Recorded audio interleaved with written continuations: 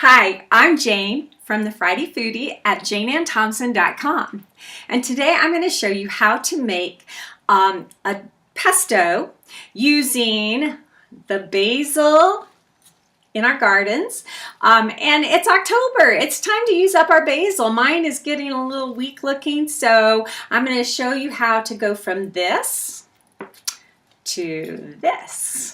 So what I've done is, first of all, I've washed my basil leaves, and I have this handy dandy little tiny food processor that I'm gonna stuff all that basil into. So we're gonna stuff that basil in here. Pesto is one of those things that's not an exact science, so I'm not going to give you measurements. What you can do is kind of look at what you're looking for when you do it in a small one like this. I usually just kind of stuff it full. And if you have a big food processor, yay, because I don't, I wish I did. But anyway, you can just kind of follow the proportions here and you'll get it. You'll totally see how easy this is. All right, so I'm making a vegan version. I'm making this without any dairy. So if you don't have a problem with dairy, then you can make it with the traditional way with Parmesan. But I'm going to make it today with nutritional yeast. Now that's not brewer's yeast, that's not yeast that you use in your bread. It's specifically called nutritional yeast, and you can get it at a health food store, at a lot of markets carry it now, and so you want to look for it to take the place of the Parmesan cheese. Not in the same proportion. I'm only going to use about a teaspoon of this. And as you can see, it's kind of a flaky yellow, and we're going to put about a teaspoon in here, and that'll fall down in those leaves.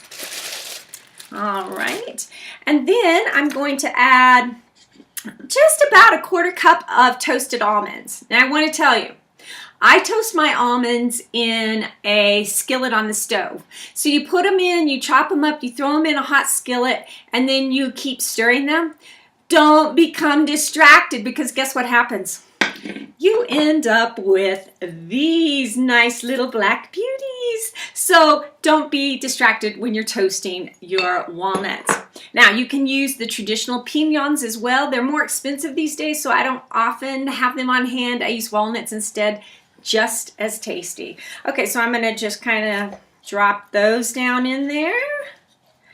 Okay, I'm getting my little food processor quite full, but we've got about a quarter of a cup of walnuts. Okay, then I'm going to use a large clove of garlic. As you can see, I love garlic, and as you know, I love my Pampered Chef garlic press. Okay, so see, because you don't even have to take the skin off, you just stick it in there and voila.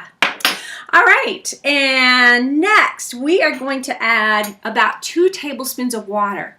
Traditional pesto is full of oil, and if you're avoiding oil, this is a great way. You're just looking for the moisture, so we're going to put 2 tablespoons of water.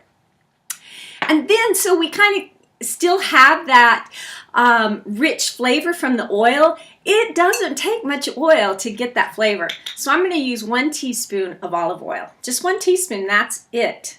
Most recipes, and I'm just scant short of a full teaspoon, most recipes call for about a quarter to half a cup. That is a lot of oil that you're going to be putting on whatever you use this pesto for. Okay, so I'm going to turn on my little and some salt, good salt. So I'm going to use my salt grinder here. Isn't this beautiful? I love it. Okay. I'm going to use about, I would say about a quarter of a teaspoon in one this size. One time when I was making this small version, I put almost a teaspoon. Oh, big mistake. All right, so about a quarter of a teaspoon. And now we're going to lock this baby up.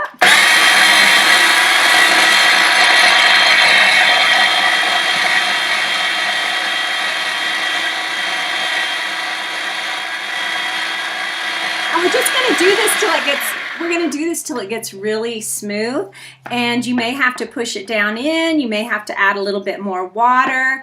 You want to just have a nice pasty consistency, so I'm going to do this just a little bit more.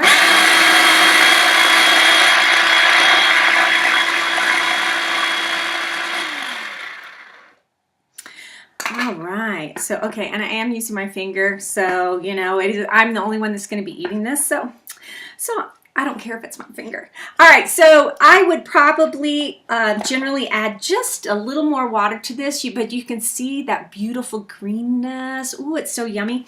And now, what are you going to do with pesto? What I'm going to do, I'm going to bake up this spaghetti squash, and I'm going to combine a tablespoon or 2 of my pesto with a half of my spaghetti squash for my dinner tonight.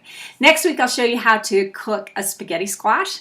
But for tonight, I'm the Friday Foodie, bringing you non-traditional pesto. And I hope you will join me again next week. If you like this video, please share it. Let your friends know about the Friday Foodie here at JaneAnnThompson.com. See you next week. Have a great one. Bye.